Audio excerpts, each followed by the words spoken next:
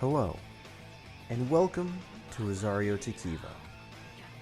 Written by ZK Chromadragozoid and Ten-Face Paladin. Read by Austin Whitaker.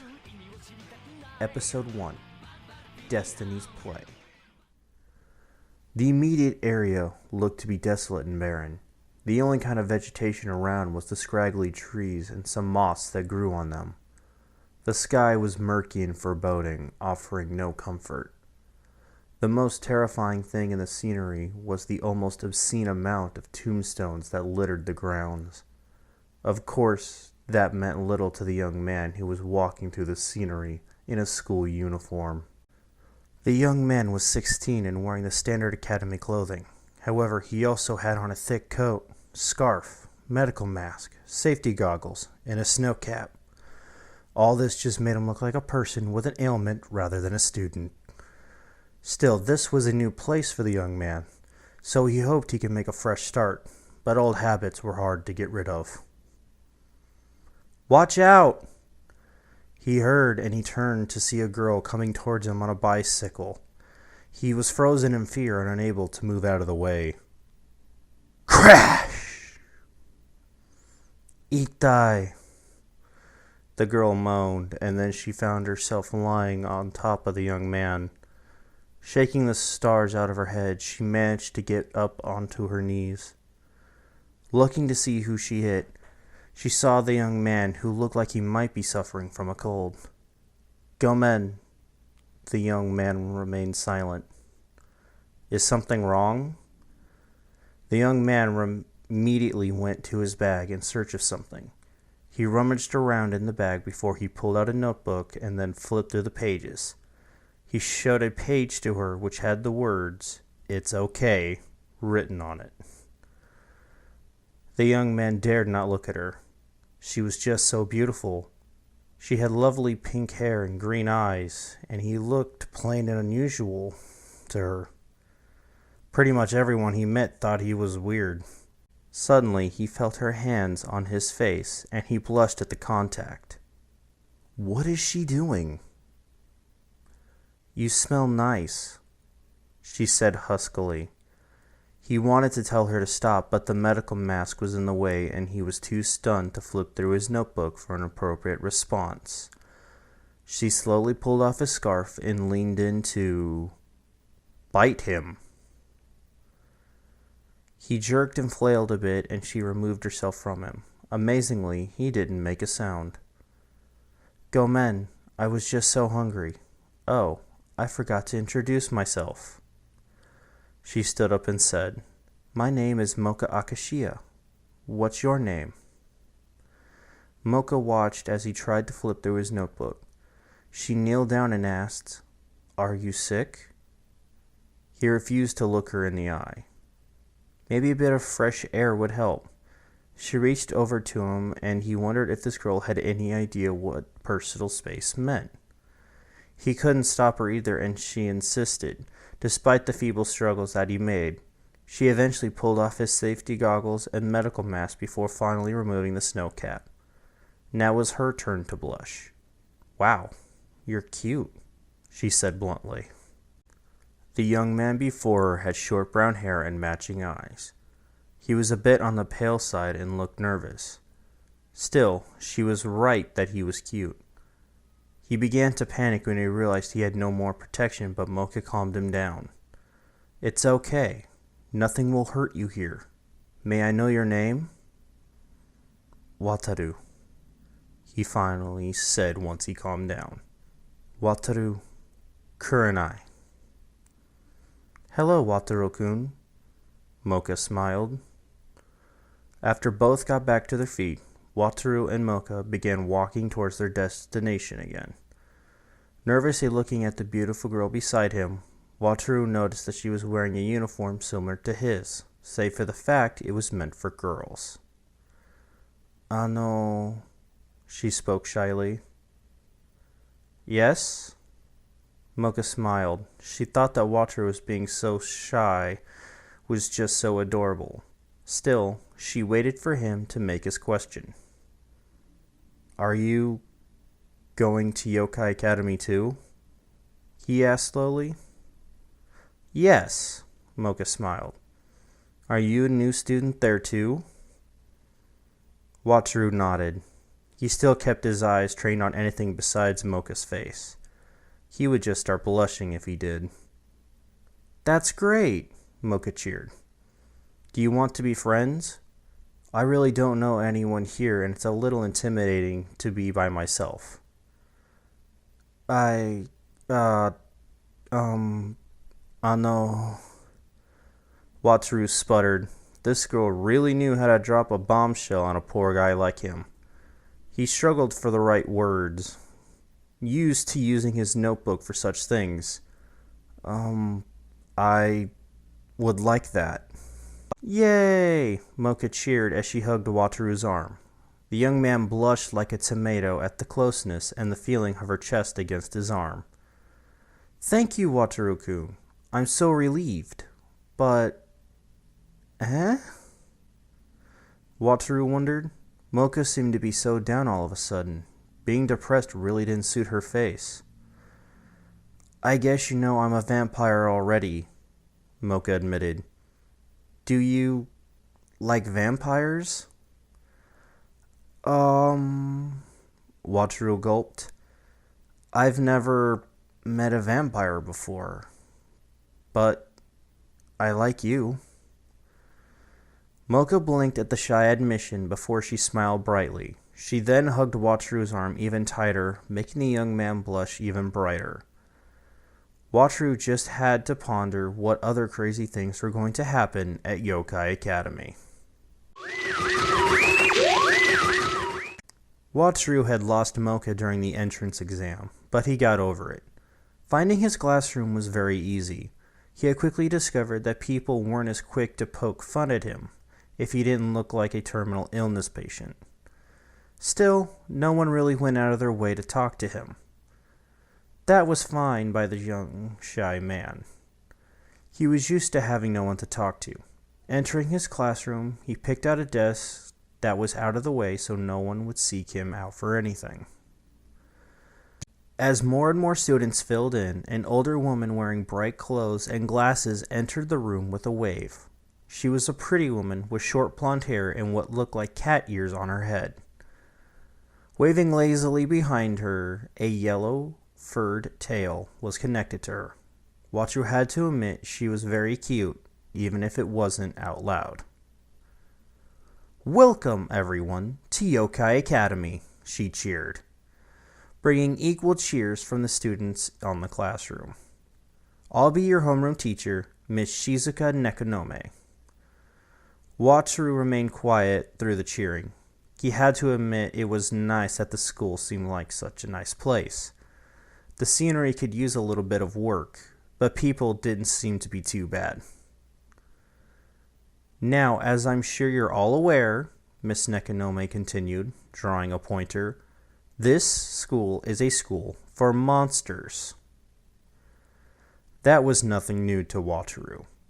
He had entered the school fully expecting this.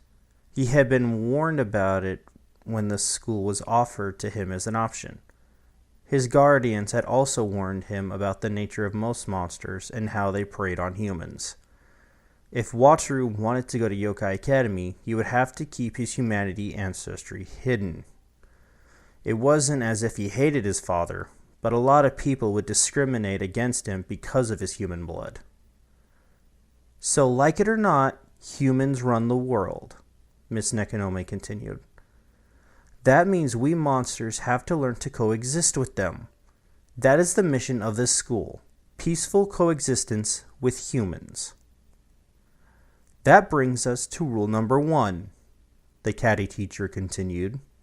You will retain your human appearance at all times. Wataru felt a wave of relief at that announcement. Even though he wasn't completely human, he wasn't Fangire enough to have a form of his own.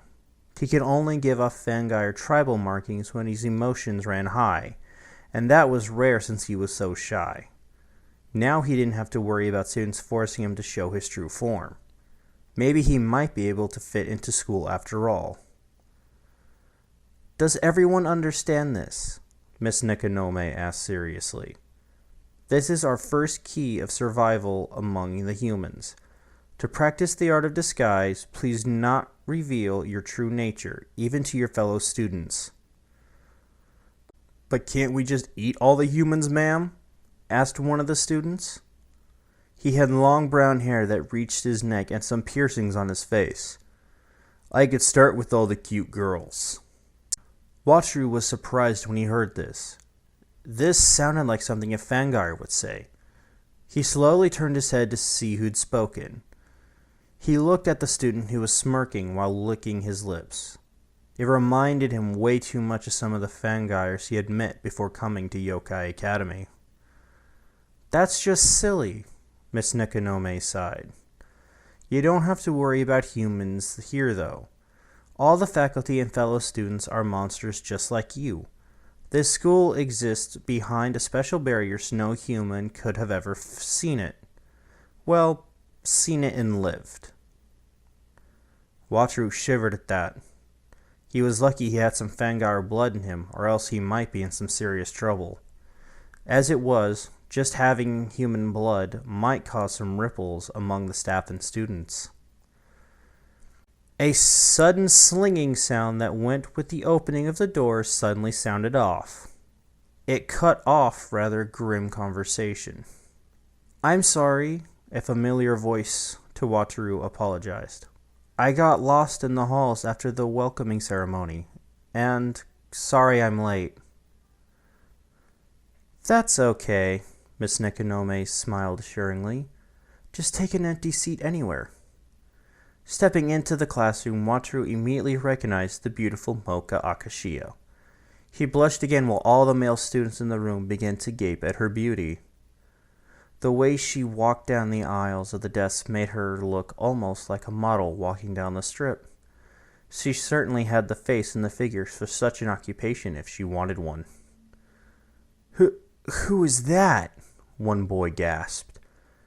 The silky hair, the beautiful eyes, added another. That can't be a disguise, a third gasped. She's too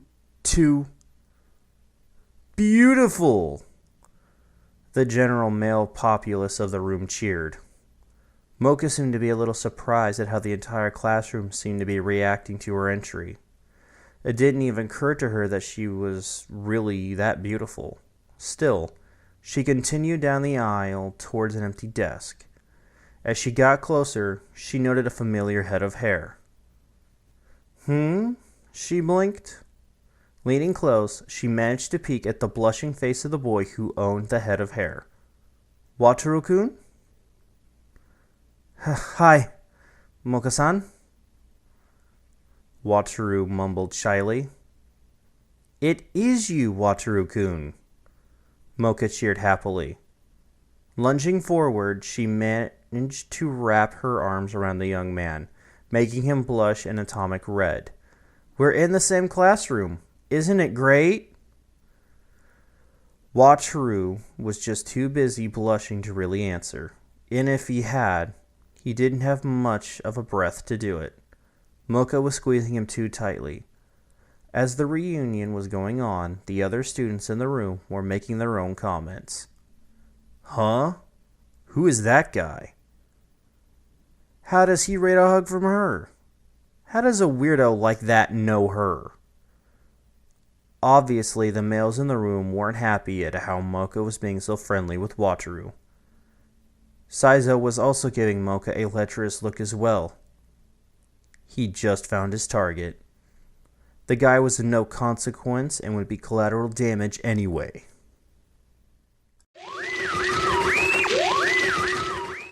When class had ended, Moka had immediately wanted to explore Yokai Academy.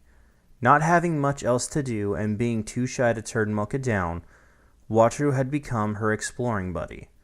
Most of the time had been the poor boy getting dragged around by the excitable vampire. Wow, she smiled. The main halls are so clean. Neat. Yeah, Wataru mumbled. While Moka was taking in all the sights in the school with sparkling eyes and happy smile, Wataru had noticed the people around them. Males were all stopping and staring at Moka as she went past them. It was obvious that they were lusting after her from the way they stared at her. Whoa! What a babe! I gotta date her. Who's the guy with her? Who cares? If he gets in my way, he's dinner. Wataru shivered as he heard the subtle threats against him. He really didn't want this to be his high school life. Being friends with Moka was good since she was really nice. Still, being ostracized because of who he was friends with wasn't something he wanted to go through. He had enough of that going through elementary school. How do you like Yokai Academy so far, Wataru-kun? Moka asked as they stopped by a vending machine. She got herself a can of tomato juice while he got some nice and cold iced tea. Oh, it's been great, he said shyly. He really couldn't lie to her, but he could tell her that much. That's good, Moka smiled. I think we're both going to have a lot of fun here. Don't you think so? Hi. Wataru nodded. Smiling, Wataru and Moka headed out to explore even more of the school. Wataru was amazed at how much energy Moka had. If he was alone, he would have gone back home long before now. When he thought of it, the arms monsters would probably be wondering where he was back at Castle Doran. He rarely stayed out after school, despite what Ramon tried to do to convince him otherwise. Walking along the school hallways again, Moka and Wataru were subjugated to the lustful/hateful stares of the males in the general vicinity. Moka was again oblivious to the looks, but Wataru was all too aware of who they were aimed at. Turning a corner, the pair of new friends were suddenly cut off by a taller student, one who Wataru could remember had a taste for humans. Hey, babe, Saizo said as he leaned against the wall with his arms crossed looking at Moka. Moka Akashiya, right? Man, looks like I'm not the only one who thinks you're cute. Thanks, Moka nodded. Who are you? Ah, the name's Saizo, the boy introduced with a grin. I'm one of your classmates. Oh, Moka nodded. Good to meet you, I suppose. I'm sure. By the way, Saizo grinned before he reached out and suddenly grabbed Wataru by the lapel of his jacket. Moka gasped in shock while Wataru struggled with the other teen's strength. Why is a girl like you hanging out with a complete wimp like this? Before Moka could try and ask Saizo to let her friend go, the taller boy suddenly began to cringe in pain. Looking over at his hand, he saw that Wataru was gripping his wrist and digging his fingers into the soft part of his flesh. Looking at annoyance at the shorter boy, he saw his appearance had changed slightly. Weird stained glass markings had appeared on his face and he was frowning.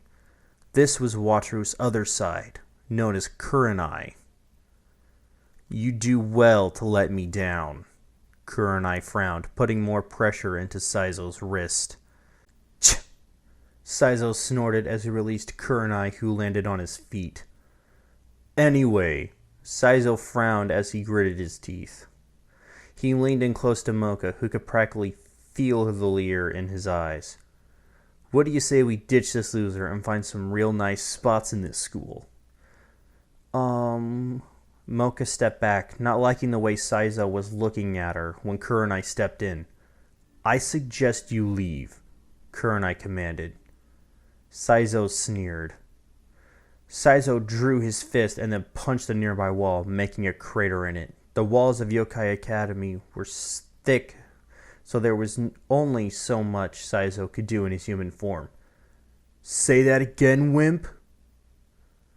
Kurenai smirked, further enraging Saizo. He then went over and punched another wall. This also made a crater which was shaped unusually like a bat. Kurenai snapped his fingers and then the wall crumbled. Before anybody could react, he grabbed Moka's hand and led her quickly away. Finally coming to a stop in a smaller hall while they were alone, Kurenai released Moka's hand and leaned on a wall. Taking a breath, the markings faded from his face. Now Wataru was back in control. He hated it when we got that way. He usually made a spectacle of something. The arms monster said he acted a little like his father Otoya that way. Phew, Moka sighed in relief. That was amazing, Wataru-kun. I would never have thought you'd be so strong. Arigato. Wataru nodded. I don't like doing it, but I don't like how he was treating you. But we're both okay, thanks to you, Moka smiled. Thank you. Wataru blushed brightly. He was happy for the compliment, but his usual shyness was still there. Wataru and Moka had finally exited the school and were heading up the dorms. Wataru lived off campus, but Moka still wanted to explore. Again, his shy nature was preventing him from saying no. At the moment, they were walking up another path that was littered with creepy trees, tombstones, and old bones. To help pass the time, Moka began asking Wataru about himself. Wataru-kun, before you came to Yokai Academy, did you go to school in the human world? Moka asked. Since Wataru acted more like a human than a monster, she assumed he had lived in the human world at some point. Yes, I did, he told her. It had been a little lonely for him back then, too. Human schools are the worst, aren't they? Moka asked Wataru. I used to go to school in the human world up until now, but the other students thought I was weird, so I never made any friends. Wataru knew what that was like. He was weird and shy, so nobody approached him to be friends, and his talents with the violin further ostracized him from them, since they thought he was stuck up. He really wanted to be friends, but he wasn't assertive enough. His life in school had been lonely as well.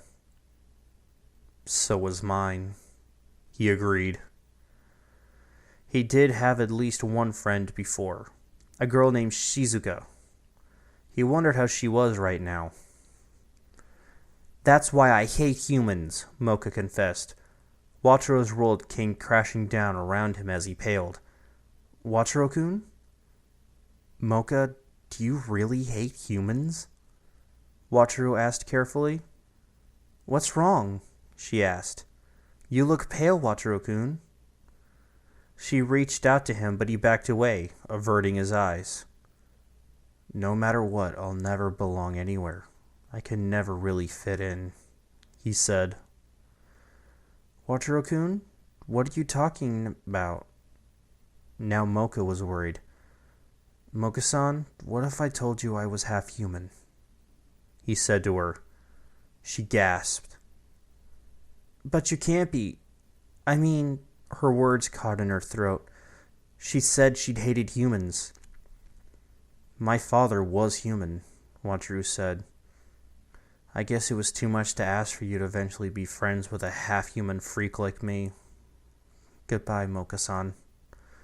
He then ran off, leaving the only friend he had in the entire school. Wataru-kun! Moka cried out. Wataru was walking aimlessly with his hands in his pockets. He knew it was just a matter of time before he had to leave. He was neither a monster nor human. Maybe it would be better if he just left. His only friend in the school said she hated humans, so what were the chances for someone like him who was half human? Wataru. A voice spoke, and a figure resembling a cartoonish mechanical bat flapped down towards the boy. It was mainly black and gold. Its head and face were made up of its body with pointed ears, clawed feet, wings, and red eyes. Its fangs were also sharp. This was Kiva Bat III. Are you really thinking of leaving? I don't know, Kiva, sighed Wataru. Am I doomed to be friendless? Ah, no one is doomed to such a fate, Kiva answered. Only the truly wretched are destined for such things. You are one of the farthest from that. But she hates me now, Wataru sighed. She hates humans, so she's going to hate me because of my father. I heard that part, Kiva nodded. But she's only had bad experience with humans. Can you blame her? Well, Wataru mumbled. His tiny friend had a good point about that. Of course you can't, Kiva continued. Besides, you didn't even give her a chance to explain. You just ran off. I didn't want to hear her say the words, Wataru sighed sadly. Are you sure she would say them? Asked Kiva. He fluttered over to rest on Wataru's shoulder before patting him on the back with his wing. Trust me on this, Wataru. I know women, and Moka-chan is a very kind soul. If you two talk things out, I'm sure your friendship will be as strong as ever. You think so? Wataru smiled. Have I ever been wrong? Kiva grinned. Well... Wataru pondered as he recalled some incidents in the past. Oi! Kiva huffed. Moka was walking sadly in the forest, alone once again. She'd just driven off her only friend in the entire school because she said she hated humans. She never even suspected that he was even half human, but his blood did have an interesting flavor. She shook her head. She needed to find him and apologize. She heard rustling behind and spun expectantly. Wataru-kun! Sorry, babe. Saizo grinned fairly. It's just you and me now, alone. Wataru walked through the forest back towards the school. After talking with Kiva, he decided it was time to face Moka. Maybe he could give Moka a chance to explain herself, and... Suddenly he heard a shrill scream. Wataru's eyes snapped open wide. Moka-san! Saizo had assumed his true form, an orc, and he looked hungry in more ways than one. He was a hulking creature with thick veins and bumps running all over his skin. His teeth were razor sharp and his tongue was longer than before. In all, he looked like the real definition of a monster. Sorry, babe, Saizo said sleazily. You'll enjoy it. A rock hit his head and he turned, annoyed to look at who'd thrown it. It was that freaky kid again. Get away from Moka-san, Wataru demanded. Scram, kid, Saizo shouted at Wataru. Wataru-kun! Moka exclaimed. You're trying to hurt Moka-san, Wataru said angrily. His eyes took on a different light now. I can't forgive you. Oh yeah? And what are you gonna do about it? Sneered Saizo. Kiva! Shouted Wataru. Suddenly, a gold and black mechanical bat floated down and flapped around Wataru's head. Okay, Wataru. Kivate ikaze! Wataru caught Kiva in his hand and pressed him against his free hand. Gubbit! Announced Kiva as he bit down on Wataru's hand, allowing stained glass tribal markings to appear on the young man's skin. Moka watched curiously, as did Saizo. Ghostly chains magically appeared around Wataru's waist and wrapped around it before melting and becoming a blood-red belt. The belt had slots holding ornate whistles on the sides, 6 in total. Wataru then thrust Kiva forward, shouting, Henshin! Before attaching Kiva to a perch in the front of the belt, leaving him hanging upside down. Wataru strode forward and was instantly covered in quicksilver that morphed and then shattered to reveal his new form. He was clad in a full black bodysuit. The torso armor looked like a silver vest with a high collar and a blood-red chest plate that mimicked muscles. His shoulder armor resembled folded bat wings that were held to the armor by thin chains. He wore red armored gloves and his wrists were sporting silver bracelets. His right leg was covered with a silver iron boot that reached his knee and was wrapped tightly with chains, as if to hold something back. His left leg was unarmored, save for a silver bracelet around the ankle. His head was covered with a black helmet with the visor shaped like a pair of yellow bat wings edged in red. In between the top points of the wings was a red ornament resembling a bat's head. The mouthguard was silver and framed by black fangs. Wataru had transformed into Kiva. Saizo was taken by surprise by the sudden change, and Kiva tackled into him. They both tumbled along the ground as Moka watched. "Wataru-kun!" she cried, and she ran to follow the fight. While Saizo was powerful in his true form, Kiva wasn't exactly a pushover either. He was able to dodge all of Saizo's punches before retaliating with punches of his own that forced Saizo back. He then used a snap kick to hit Saizo between the legs before grabbing the orc's hair and pulling his head down into his knee. Saizo was sent reeling. "Wataru-kun!" Moka cried when she arrived, and Kiva was momentarily distracted. Saizo took advantage of this and slashed Kiva across the chest, sending sparks flying. Kiva cried out in pain and was sent flying by a brutal haymaker that sent him skidding along the ground and into a tree. He crashed violently, and Moka kneeled next to him to check him for injuries, but it was hard to tell with that armor of his. "Wataru-kun, are you alright?" she asked. "Moka-san," Kiva groaned. Get out of here." "No," she cried. "I'm not leaving you. Even if you are half human, you're still my friend. I could never hate you." "And you're my friend too," said Kiva. "That's why I can't let you get hurt." "Aw, how sweet," said Saizo mockingly. "Looks like I have to kill you both. What a waste, though. I wanted to have one go at Moka before I had to kill her." Kiva's rage grew, and he reached up for something to support when his hand grabbed onto Moka's rosary. With an accidental tug, he pulled it off of her. "Huh?" Kiva blinked, and he stared dumbly at the silver cross in his hand. He only had time to hear Moka gasp before her entire body was enveloped in light. While he couldn't see what was happening to Moka very well, he could sure sense it.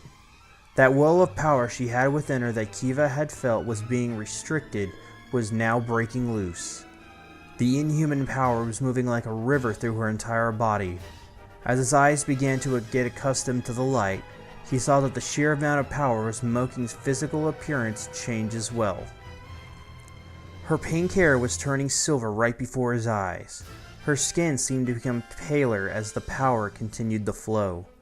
The nails on her fingers became slightly pointed, looking like they could cut things. Her fangs became more pronounced while her eyes turned crimson and slitted. Kiva could only stare at Moka after her transformation. She looked radically different, almost like a different person. She looked more sensual than before. She exuded a kind of sexuality that would make men drop to their knees. But Kiva could feel the danger which was underneath it. This girl was dangerous. "Impossible! Those crimson eyes! That silver hair and the incredible demonic aura!" shouted Kiva. "Wataru! She's an S-class monster! A true vampire!" Kiva blinked at the words describing his friend. He knew she was a vampire, but to hear that she was so powerful, that was something new to him. Getting up, he saw Moka-sama opening her eyes and taking in the armored form of Kiva. "Impressive," she smiled. "I did not expect to find one such as you here."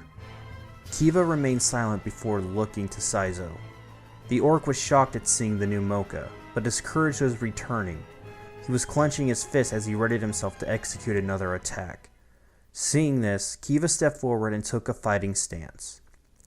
Chuckling softly, Moka-sama stepped beside her armored friend. "Chivalry noted, but I am not some china glass statue," she smirked. "I can take this low-class nobody myself." "Oi!" Kiva shouted as he fluttered off Kiva's belt and next to Moka-sama's face. "We called this fight first. He's ours." "I am not the type to sit back and wait," Moka-sama retorted. I will not stop you from assisting, but you both better had keep up. Heh! Kiva snorted as he returned to his perch. You will be the one struggling to keep up with us. We shall see, Moka-sama smirked. Saizo swung his fist at Moka, who caught it in her hand. Saizo's eyes widened in surprise as she turned on her heels and threw him over her shoulder and through several trees. Wow, said Kiva in awe. Moka-sama proclaimed, You dare lay a hand on me? I don't give a damn if you're a fucking vampire bitch. I'll kill you, Saizo roared. Kiva grew enraged at what Saizo called Moka. Reaching to the right side of his belt, he pulled out a transparent whistle with red bat wings incorporated into the design. Moka watched curiously and with deep interest as Kiva placed the wake-up whistle into Kivat's mouth. Kivat flew off his perch and around Kiva, blowing into the instrument with a call of, Wake up! The sky turned pitch black as a crescent moon rose high in the air. Moka-sama could sense Kiva's power rising, so she decided it was time to finish this fight. Saizo dashed straight for them, ready to gut them. Know your place, shouted Moka-sama as she leapt into the air, followed by Kiva. Kivat flew around the armored right boot and shattered the chains, freeing the demonic red batwings from its confines and revealing the red layer underneath and the 3 glowing green gems along Kiva's leg. The two of them dropped down onto Saizo and smashed him with their kicks. Saizo was sent flying far away, screaming. Both Kiva and Moka-sama landed on their feet as Moka-sama turned to regard Kiva. The broken chains from his boot flew at him and binded the red wings of his boot tightly. With the immediate crisis dealt with, Kiva was able to look at his transformed friend. She was even more beautiful now when she was wearing her Rosario. When the other Moka was gentle and cute, Moka-sama was dangerous and sensual. Moka-sama picked up the Rosario that lay on the ground and stood up to look at Kiva. Her presence was intimidating to say the least, but Kiva didn't find himself afraid.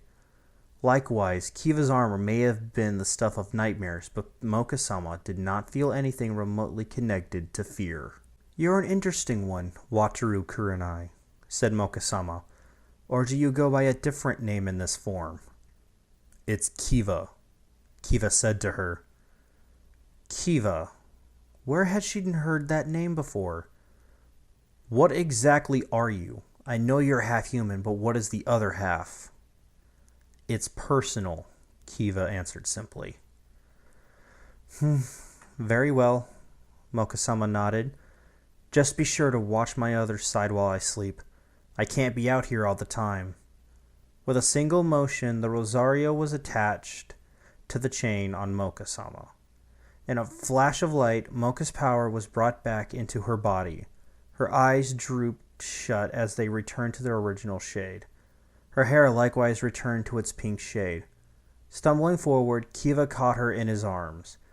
As he managed to get her steady, Kiva removed himself and released the armor. His body turned silver before returning back to normal with the ghostly chains vanishing into his body. Moka-san? He called. Wake up, Moka-san. Moka's eyes fluttered open. Thank goodness you're... Wataru-kun! Moka cried out loudly as she hugged him tightly, surprising him. I'm so sorry about what I said. I really am. I'm sorry for running off before I heard you out, replied Wataru, returning the hug. Kiva watched with a smile. She then asked Wataru, Wataru-kun, who are you really? Wataru exchanged looks with Kiva. She had seen his Arvin form. If she wanted answers, now would be the time. There was a loud roar and Moka clutched onto Wataru as she looked up to see a gigantic monster. The thing was a huge purple and gray dragon whose body was in the shape of a castle that was at least 3 or 4 stories tall. Its neck and head were connected in the middle of one side of the wide castle, with its tail on the opposite end, which had a smaller tower on its tip. Each of the dragon's short legs were at the corners of the castle with golden manacles around each of its ankles with a length of chain connecting long enough to allow the great beast to walk on land without restraint. Huge purple bat-like wings protruded out the sides, allowing it to stay airborne in its nightly flight. The castle was very impressive itself, with 4 windows on each side that were as tall as the castle was. There was a guard tower at each corner, and in between the ones in the front, just above the head, was the clock tower. The draconic castle landed before the two, crushing several trees under its immense weight. This was like nothing Moka had ever seen. Wataru let go of Moka and went towards the giant dragon. She followed him gingerly behind. She asked, "Wataru-kun, what is this?" "Moka-san, I told you I lived off campus and not in the dorms," he informed her. "This is why. Welcome to my home, Castle Doran." "This is where you live?" she gasped. "A living castle. Just who was Wataru Kurenai, really?" End of episode 1. Thank you everyone for watching, and if you'd rather listen to this as the podcast form it should be, then it's already up and live over on SoundCloud at the same Rosario to Kiva page. And for further notice, when an episode goes live on YouTube, its audio format will be up live on SoundCloud shortly after. So thank you everyone for listening and watching, and make sure to tune in 2 weeks for episode 2, Symphony of the Succubus.